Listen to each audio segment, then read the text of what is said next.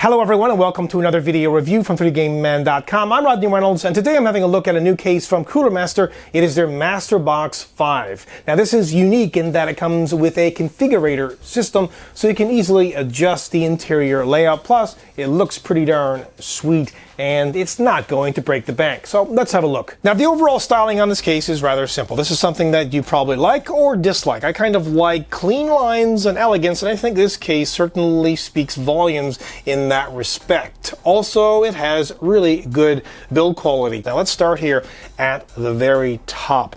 You can install either a 120 or 140 millimeter fan. They do not include one. Both the left and right side panels are plain. Here at the top front, you'll find a power button with an integrated power LED. Here's the hard drive activity LED, the reset button, the audio jacks, and two USB 3 ports. And would you look at this?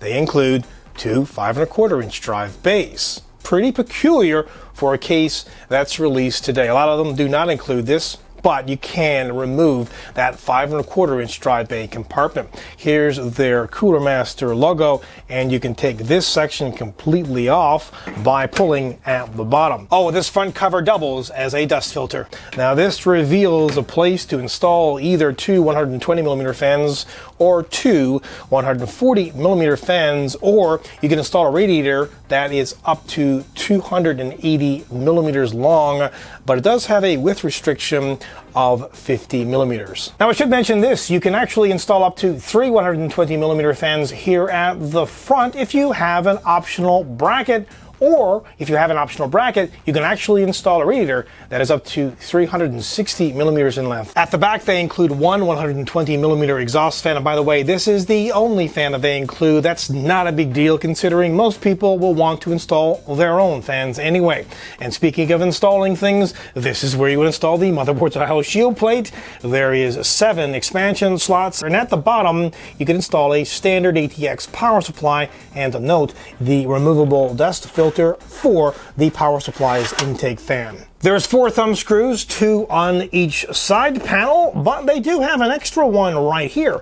And this is actually for taking off the power supply cover. Now many will be very happy to know that you can install extended ATX motherboards in here, plus ATX, micro ATX, and mini ITX form factor motherboards. Note the very large hole on the motherboard tray for the cooler's retention plate, plus the other holes here for routing cables behind the motherboard tray, and as well lots of punch outs back here to attach those cables. And there is plenty of space behind the motherboard tray and the right side panel, 25 to 35 millimeters of space. Now as you know, everything in here is pretty much modular. The 5¼ drive bay, the 3.5 inch, 2.5 inch drive bay, and the power supply cover can all be removed to give you much more space on the inside. And the 5¼ drive bays have a toolless design.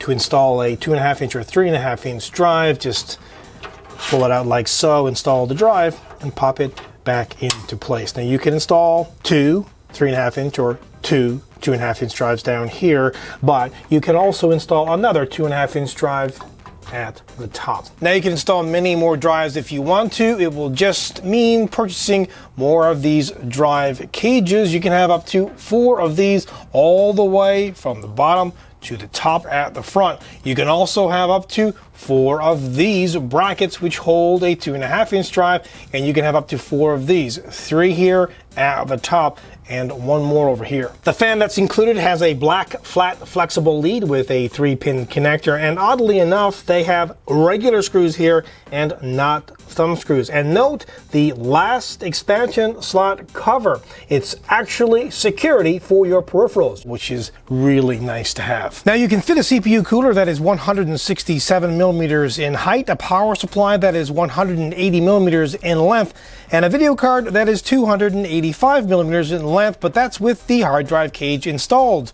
With the hard drive cage removed, you can have one that is 480 and 10 millimeters in length. Now have a peek behind the motherboard tray. Again, plenty of room back here to hide all kinds of cables. At the bottom there are 4 rubber feet, and thankfully these are rather tall, which is good because it will allow the power supply fan to do its job and intake cool air. So really what we have here is a case that you can do a nice bit with the modular components on the inside. You can install lots of fans and also water cooling support. Keep in mind those optional brackets that you can get at the front of the case, so you can install up to 3 120 millimeter fans or up to a 360 millimeter radiator at the front. And as well, it is below $100. So I think you're getting a lot of value for money here, and the overall functionality is quite good. This deserves a kick-ass award. Until next time, take care. Well, that's it, but I hope you enjoyed the review. And if you think this and other videos that I produce are great, please like them, share, and subscribe to the channel. Also, your comments are very welcome. And if you have any questions, let me know.